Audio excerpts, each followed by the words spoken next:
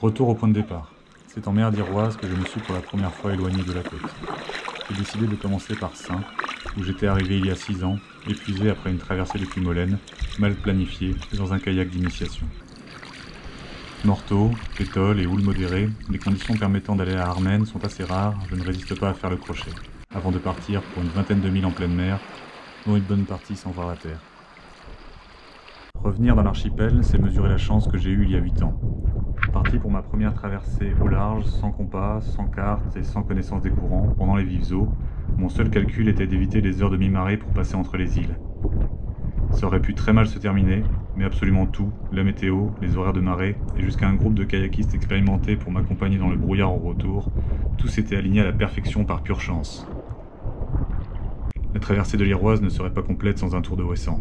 À chaque fois que j'y vais, je prends une leçon, et là encore j'y redécouvre le kayak. Les règles sont différentes ici. Les conditions au nord semblent venir d'une autre planète, celle de l'océan qui arrive jusqu'ici, à me faire oublier de rallumer la caméra. Mais c'est le passage du Fromver qui est toujours le lieu de ma suprême stupidité, et une fois encore il va me tester, même si cette fois je sais exactement dans quoi je m'engage.